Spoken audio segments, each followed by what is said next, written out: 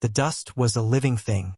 It coated Alara's tongue, settled in the folds of her worn dress, and filmed over her eyes, turning the brutal glare of the sun into a hazy, shimmering nightmare. It was the taste of her captivity, the grit of her forgotten existence. She lay on the hard-packed earth of the crude pen, a space meant for scrawny goats, and listened to the wind. It was a lonely, keening sound that scraped across the barren plains, a constant reminder of the vast, indifferent emptiness that surrounded this outpost of cruel men. Her bones ached with a hunger so deep it had become a dull, permanent throb.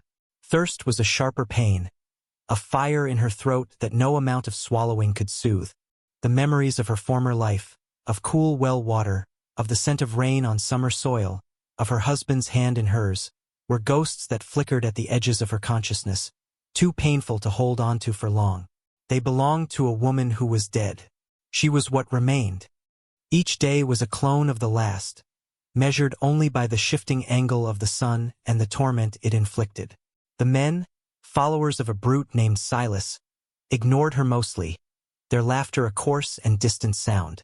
She was a piece of property, won and now neglected, a spoil of a raid that had cost her everything.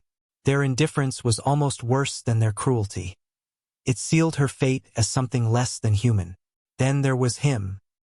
He was the one they called Kale, though she had only heard the name spat from other lips, never his own. He was an outsider among them, his silence as vast and impenetrable as the plains. He was the one tasked with bringing her the daily ration of stale bread and a tin cup of brackish water. The first time he'd approached, she had flinched away, curling into herself as she had learned to do, making her body small and undesirable. He had simply set the meager provisions down just inside the rough-hewn gate and retreated without a word. His face, weathered and unreadable, gave nothing away, but his eyes, dark and watchful, had lingered for a moment longer than necessary. In them, she had not seen the familiar leering contempt or casual cruelty. She had seen nothing at all, and that void was, in its own way, terrifying. He moved with a hunter's economy of motion, his presence a stark contrast to the loud, clumsy swagger of the others. They valued his skill for the meat he brought to their fire, but they kept him at the edge of their circle, his mixed blood a quiet accusation. One afternoon, when the sun was at its most punishing and the world seemed to ripple with heat, he came with the water.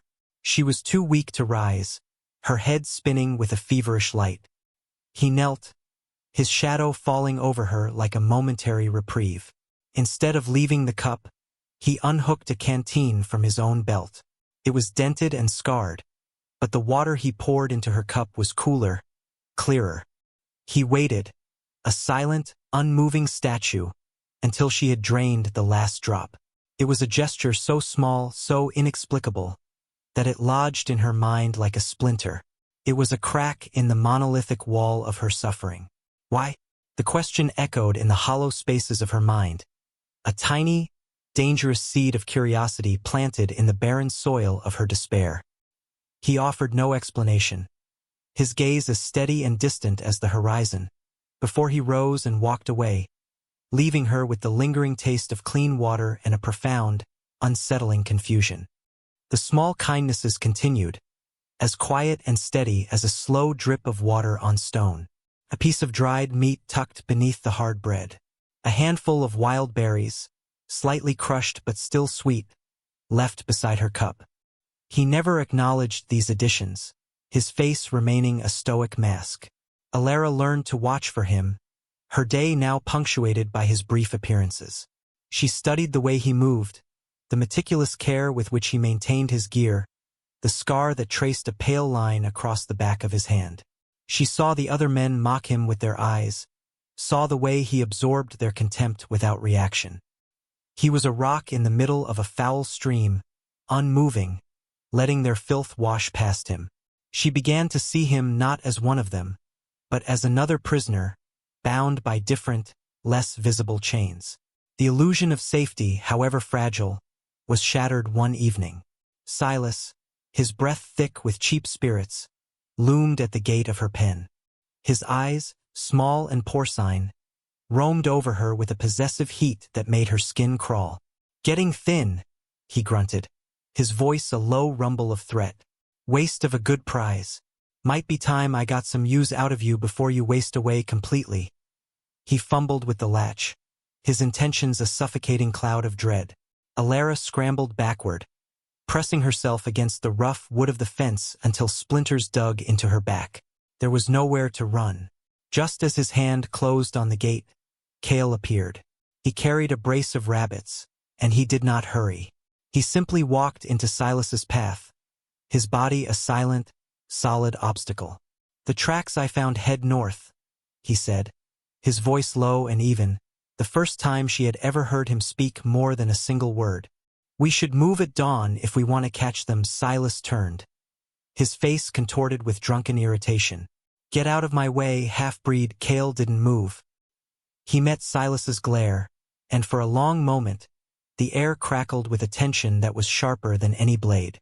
Silas, for all his bluster, was a scavenger, not a true predator. He recognized in Cale's stillness a capacity for violence that dwarfed his own.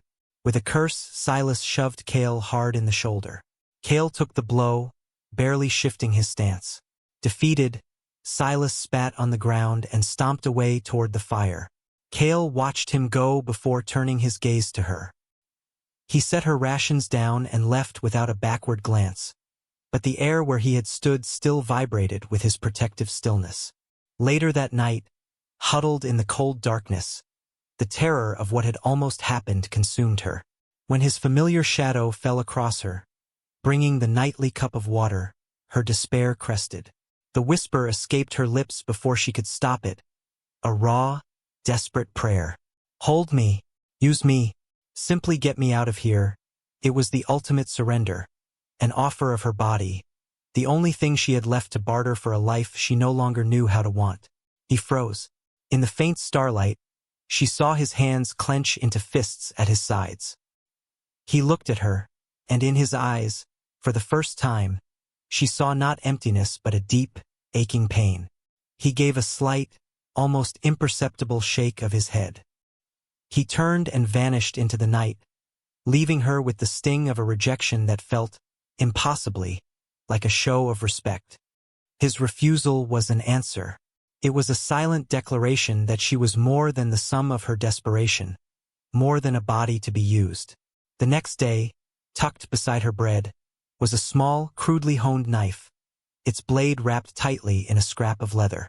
It was not a weapon for a grand battle. It was a tool, a key, a question. "Are you ready?" The cold weight of it in her palm was a shock that jolted her from her stupor. Hope, she realized, was not a gentle thing. It was sharp and terrifying, a blade that could cut both ways. She hid it in a tear in her thin mattress, her heart a frantic drum against her ribs. A fire had been lit in the frozen core of her being. She began to eat with a deliberate purpose, forcing down every dry crumb, hoarding the strength it gave her. She was no longer a languishing victim. She was a participant in her own survival. Her gaze sharpened. She watched the camp with a new, predatory focus, memorizing the patterns of the guards, the timing of their shift changes, the location of the water barrels. She studied the landscape beyond the fence, noting the way the gullies and rock formations could offer cover. She was learning the shape of her cage in order to break it. Cale's quiet instructions continued. One afternoon, while pretending to check the integrity of her pen, he scraped a crude map in the dust with the toe of his boot, a line arcing toward a cluster of rocks, with an X marking a hidden spring. He glanced at her, a quick, meaningful look, before smoothing the dirt over, erasing the evidence. A plan began to form between them, an unspoken conspiracy woven in glances and gestures. The air grew thick with it, a tangible thing. He began to talk of a herd of antelope he was tracking, speaking loudly enough for Silas and the others to hear, painting a picture of a long, difficult hunt that would take them far to the south for at least 2 days. At the same time, the wind began to shift, carrying the metallic scent of a coming dust storm. It was the final piece. The land itself was offering them a cloak. The night before the hunting party was to leave, the sky was a bruised purple, the air unnervously still. Kale brought her food, his movements clipped and tense. He pressed a small leather pouch into her hand. Inside was a piece of flint and a strip of dried meat for a journey. Their eyes met, and in that shared gaze lay the entirety of their pact. Tonight, after he left, she sat in the humming darkness, the knife cold in her hand. Fear was a coil in her stomach, but for the first time in an eternity, it was eclipsed by something else. A fierce, burning will to live. The men's boisterous departure at dawn left the outpost eerily quiet. Alara's heart hammered against her ribs, a frantic prisoner in its own cage. She waited, watching the sun's slow, agonizing crawl across the sky.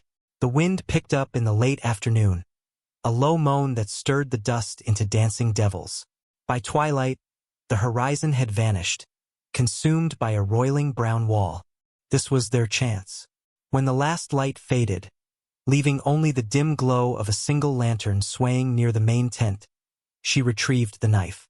The rope ties that bound the gate were thick and weathered, but the blade was sharp.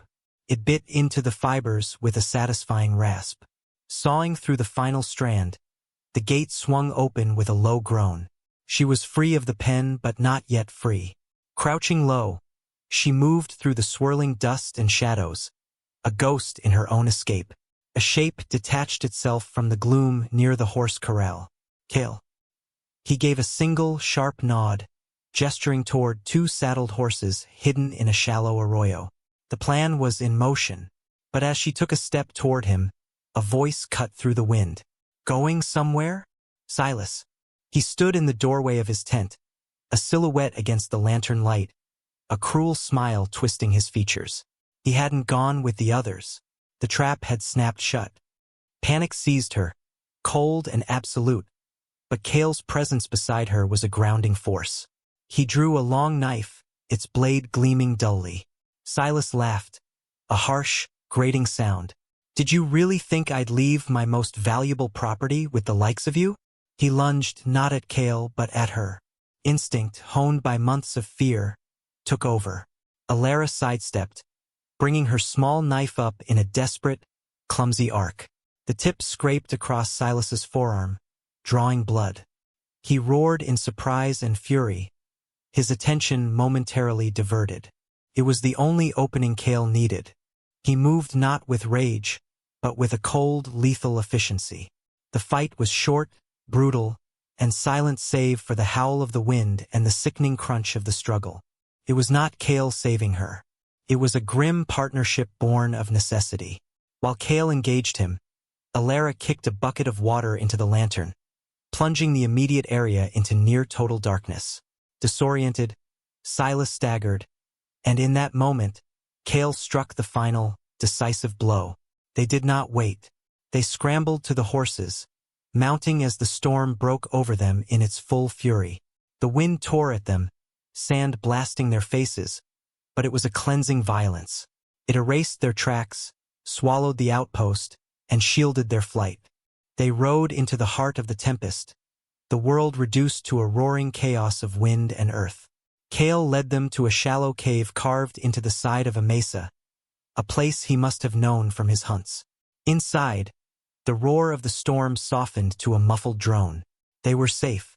In the shuddering silence, the adrenaline receded, leaving behind a bone-deep exhaustion and the stark reality of what they had done.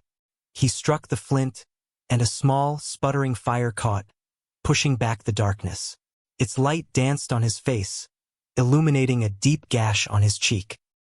He looked at her, truly looked, and she saw the fierce tension drain from him, replaced by a quiet weariness. He gestured to her arm, where a long scratch from Silas's belt buckle was bleeding.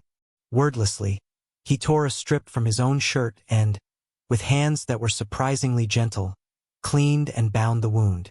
The simple, respectful touch was more intimate than any word. "I did not know," he said, his voice raspy from the dust. "If you still had the fight in you," she met his gaze, the firelight reflecting in her eyes. "You gave me the knife," she replied, her own voice stronger than she expected. It was all that needed to be said. Their shared past, their fears, their pact. It was all there in that simple exchange. They had found in the harshest of landscapes a shared humanity, a trust forged not in promises but in actions. As dawn broke, the storm had passed, leaving the air clean and the land washed new. They stood at the mouth of the cave, looking out at the vast, uncertain expanse. The woman who had whispered a desperate plea in a dusty pen was gone. In her place stood Alara, scarred and weary, but unbroken. She was a survivor. She stood beside him, not as a prize to be protected, but as a partner, ready to face the horizon. Together, they walked out of the shadows and into the fragile light of a new day.